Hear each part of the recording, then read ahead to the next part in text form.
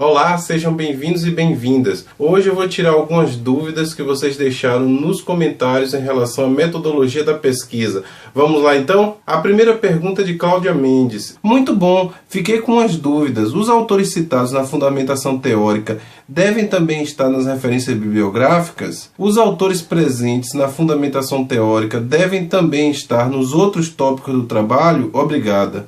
Bem, Cláudia, a primeira coisa a dizer é que nós devemos tirar aí o bibliográfica, né? Quando a gente fala referências bibliográficas, nós estamos basicamente falando de livros. E hoje uma pesquisa científica, além de livros, ela deve se sustentar a partir de artigos publicados em periódicos científicos que são bastante atualizados porque estão aí na net, né? Estão disponíveis online. Então você pode usar inúmeras referências, que vai desde uma música até o artigo que saiu ontem e que, sabe, tem o maior prestígio para a comunidade acadêmica. A gente não trabalha apenas com livro, então vamos mudar, em vez de referência bibliográfica, só referência. A outra coisa é o seguinte: qualquer autor que for citado no seu texto deve constar nas referências. Qualquer um, inclusive aquele da epígrafe que você achou legal, um poema, uma música que você colocou, ele também deve constar nas referências. Outra coisa interessante é que tem gente que coloca nas referências textos que não aparecem na redação lá do trabalho. Isso não pode ocorrer. As referências devem constar lá apenas os autores que foram citados no texto, todos, sem exceção. E aqueles que você, por um acaso, acha legal, sabe, aquele autor que você admira, mas que você não citou no texto, no corpo do seu trabalho, não deve ir para as referências, ok? Muito obrigado, Cláudia Mendes, pelo seu comentário. Vamos para o próximo. Já a cantora Sandra G perguntou o seguinte: Prof, antes das citações e após eu escrevo com minhas palavras? Alguém pode me responder? Bem, Sandra, parece uma dúvida simples, mas que muita gente tem. As citações, elas são utilizadas para estabelecer um diálogo com esses autores e para complementar, fortalecer ou refutar uma ideia. Muita gente acha que só deve trazer citações se for para concordar com o que está dizendo ou com o que vai dizer, e não é bem assim. Você pode trazer uma citação para complementar a ideia que você expôs, para expandir aquele conceito, ou simplesmente para poder depois discordar daquela citação, dizendo que existe um erro lógico e trazendo uma outra citação de um outro autor com o qual você concorda, entendeu? Então não existe uma regra se você coloca suas palavras antes ou depois. O ideal é que esta citação ela ocorra estabelecendo um diálogo. Então você pode vir falando, por exemplo, sobre linguagem egocêntrica. Você pode dizer: a linguagem egocêntrica é um fenômeno muito interessante que ocorre com as crianças. Para Piaget, a linguagem egocêntrica é tal coisa.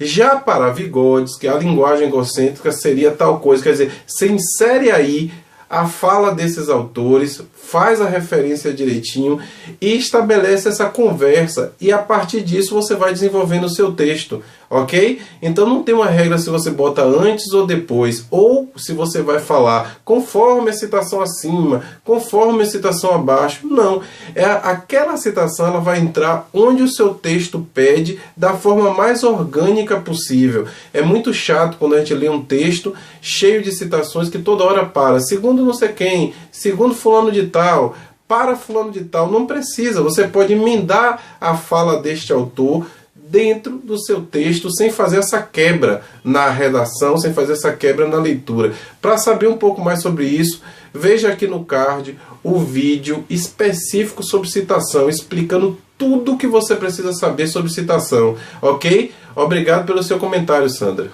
Cláudia Mendes fez uma outra pergunta, vamos ver qual foi. Achei um artigo feito por 8 autores da UFMG. Esse artigo foi apresentado num congresso. Eu estou citando parte deste artigo no meu projeto de pesquisa. O que eu tenho são os nomes dos 8 autores, o nome do congresso e a data do congresso. Também tem o nome da equipe que esses autores formaram. Como faço a citação direta? Como faço a referência bibliográfica? Me parece que o artigo foi feito para ser apresentado no congresso. Segue o link. Bem, Cláudia, perceba uma coisa. você trouxe uma referência super complicada para a gente montar. A primeira coisa que temos que fazer é a chamada do primeiro autor. Perceba aqui que existem 8 autores, como você mesmo disse. E a regra diz que depois do terceiro autor, quando um texto tem mais de 3 autores, a NBR 6023 diz que você deve utilizar a expressão latina et al. Então, nesse caso, o primeiro autor é o Gelson Assis Viveiro. Então, para montar essa referência, perceba que eu vou colocar o último sobrenome dele em maiúsculo, vírgula, Gelson Assis et al. O et al significa e outros, e uma porrada de outros autores. Ponto. Depois disso, eu vou colocar o título do artigo, que neste caso é a EAD na capacitação dos servidores do sistema penitenciário brasileiro. Agora, onde foi que você encontrou esse artigo? Esse artigo está na internet, mas ele foi publicado nos anais de um congresso. Então, a regra diz que eu vou dizer onde, dentro de qual publicação você achou essa parte. Neste caso, eu vou colocar tudo em maiúsculo, que foi no Congresso Brasileiro de Ensino Superior à Distância. Perceba que aqui na página que você me mandou aparece o nome do congresso, por isso nome do congresso todo. Mas foi o 11º congresso, então depois do título do congresso todo em maiúsculo, eu coloco vírgula, o número 11, não vou colocar em algarismo romano, ponto, boto vírgula e boto o ano do congresso. O congresso aconteceu em 2014. Em qual cidade? Florianópolis. Ponto. Depois disso, eu vou colocar a palavra anais e 3 pontinhos, com A aí, como você vê, em maiúsculo. Essa palavra anais deve estar em negrito. Depois disso, eu vou colocar a cidade que ocorreu a publicação dos anais, que foi Florianópolis também.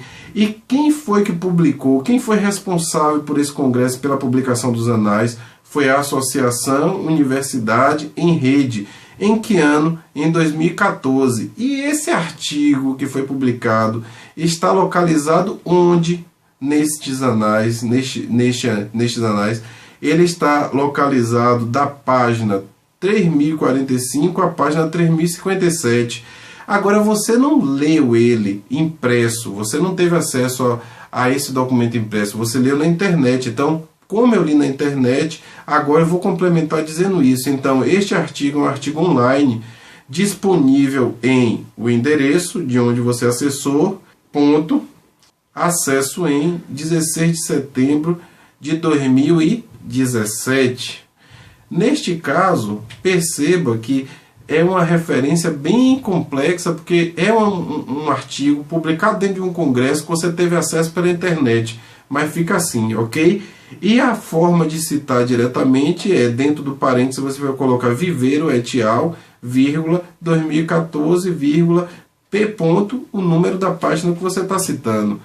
Se você que está assistindo gostaria que eu fizesse um vídeo exclusivo ensinando como montar os principais tipos de referência online, livro, música, conversa informal, deixe nos comentários. Fale que você gostaria, dependendo do número de pessoas, eu posso fazer este vídeo mais rápido, eu posso publicar, quem sabe, daqui a algumas semanas, não é mesmo?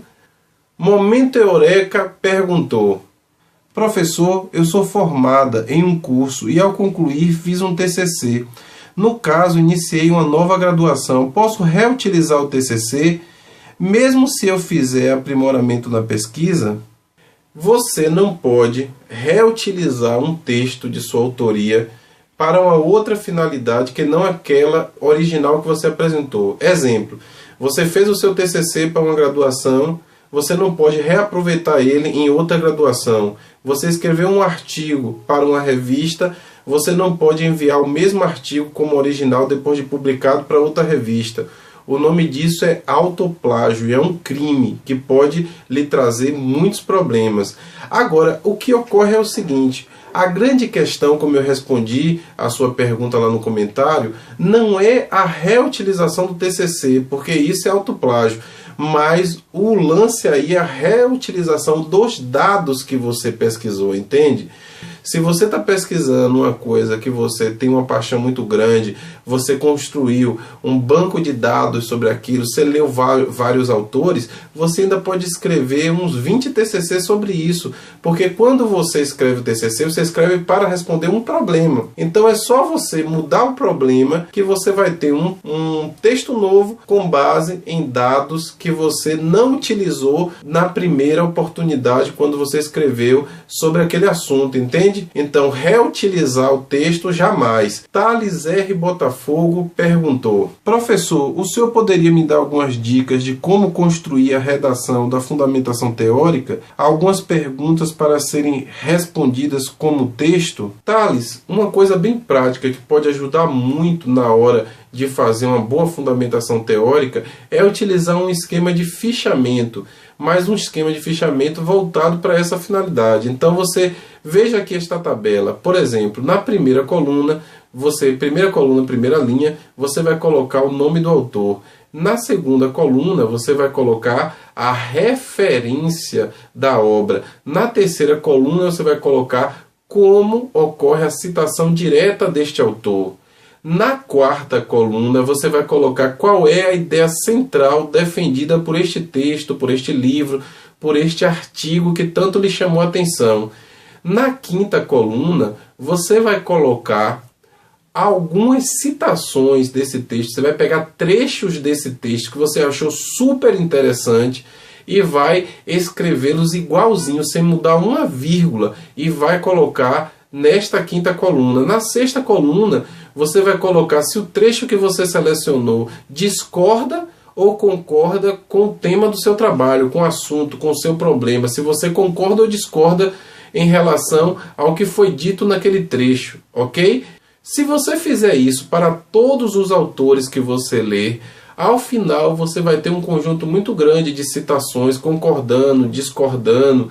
Você vai poder pegá-las depois, facilmente saber qual foi o livro, qual foi o artigo, como é que cita, e vai trazer isso em digamos assim, um contexto integrado, dialogando com esses autores. Então você tem lá a sua planilha, digamos assim, que vai ser utilizada na fundamentação teórica, e você tem o autor 1, que você achou uma ideia maravilhosa, o autor 2. Só que o autor 1 falou, você trouxe um trecho que você concorda. O autor 2 tem um trecho que discorda do autor 1. Aí na hora você faz esse quebra-cabeça e vai juntando, colocando suas palavras, suas observações, construindo o seu argumento, ok? Essa é uma dica básica, muito básica, que eu estou dando aqui, mas eu vou fazer um vídeo específico sobre como redigir uma fundamentação teórica, técnicas para isso. Bem, gente, muito obrigado a todos. Eu fiz essa seleção porque tinha muita pergunta repetida. Se você acompanha meus vídeos e tem dúvida, deixe nos comentários sua pergunta, que eu, mesmo demorando de fazer um vídeo resposta, eu deixo lá, eu respondo no comentário, vou lhe ajudando no que for possível, ok? Então, deixe seu joinha se chegou até aqui, compartilhe esse vídeo e até a próxima.